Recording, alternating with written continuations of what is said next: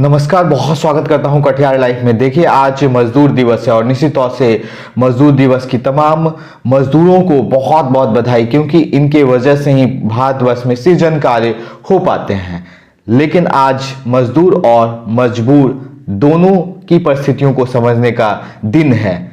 चूंकि इस वक्त कटिहार लोकसभा सीट की बात करते हैं, जहां से मैं बिलोंग्स करता हूं, तो निश्चित तौर से वहां की परिस्थितियों को भी समझाना बहुत जरूरी है। देखिए, यहां प्रत्येक रात्रि अगर रेलवे स्टेशन पे आप चले जाएंगे तो निश्चित तौर से मजदूरों का पलायन लगातार आपको देखने को मिलेगा। क्योंकि कटिहार शहर भी एक समय औद्योगिक नगरी के तौर पर जाना जाता था और यहाँ पर काफी सारी मिलें हुआ करती थी और उस समय भी काफी सारे लोगों को बाहर कमाने के लिए, मजदूरी करने के लिए नहीं जाना पड़ता था। और निश्चित तौर से ना केवल ये परिस्थिति केवल कटिहार में है, बल्कि पूरे बिहार में ही ये स्थिति है। और निश्चित तौर से मुझे ऐसा लगता है कि ये बहुत सही समय है और सही दिन भी है और सही चुनावों का समय भी है।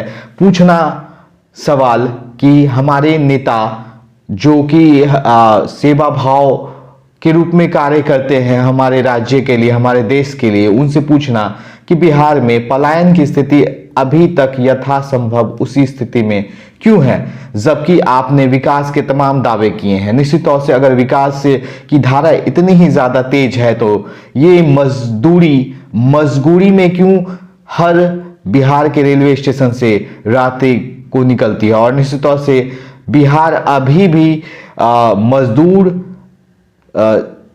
राज्य के तौर पर जाना जाता है। तमाम जिलों जो हमारे बाहर के राज्य हैं उनमें बिहार मजदूर राज्य के तौर पर जाना जाता है। इसके पीछे वजह क्या है? निश्चित तौर से कटिहार के भी उन तमाम समृद्ध लोगों और जो सेवा करने में लगे हुए रहते हैं, विकास के तमाम दावे करते हैं, उनसे सही सवाल कीजिए कि ये पलायन की स्थिति अभी तक यथासंभव क्यों है, जबकि आपके विकास के तमाम दावे आप प्रस्तुत करते हैं। कैसे मजदूरों को आप दिवस की बधाई दे सकते हैं? अगर यही स्थिति आप कटिहार में कोई उद्योग नगरी के तौर पर लगाते, तमाम मिलों का आयोजन करते, तो हो सकता है कि पलायन की जो व्यवस्था थी उसमें कुछ न कुछ कमी आती। हम ऐसा कतई नहीं कर सकते कि इसमें बहुत ज़्यादा कमी की जा सकती है, लेकिन कुछ ना कुछ तो कमी आ ही जा सकती थी। लेकिन ना बिहार में फैक्ट्रियों की व्यवस्था हो पा रही है, ना कटिहार में फैक्ट्रियों की व्यवस्था हो पा रही है।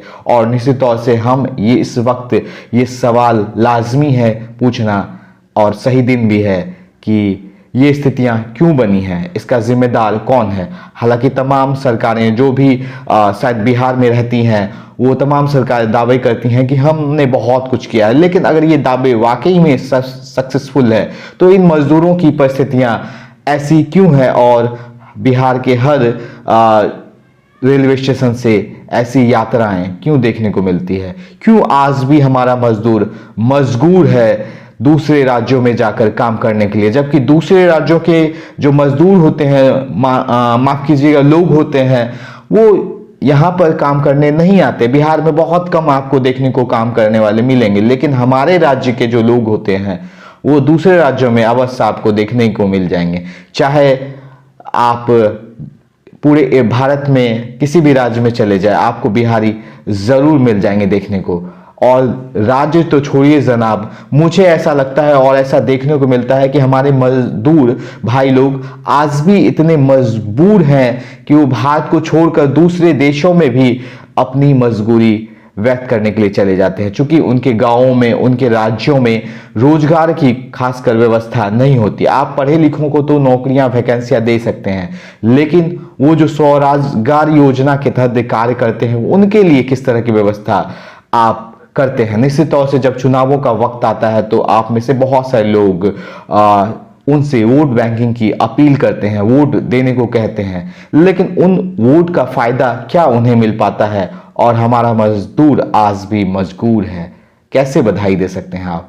इस वीडियो में इतना ही, लेकिन ऐसे तमाम वीडियोस को पाने के लिए फौरन हमें लाइक कर ले, शेयर कर ले, सब्सक्राइब कर ले। यूट्यूब, फेसबुक, इंस्टाग्राम पर हम उपलब्ध हैं तथा हमारे तमाम सोशल मीडिया लिंक्स को अपने दोस्तों, रिश्तेदारों, परिचितों के बीच शेयर कीजिए, साझा कीजिए, हमें मजबूत बनाइए ताकि हम मजबूती से सवाल उठा सके। बने रहिए हमारे साथ और देखते रहिए कटिहार लाइव।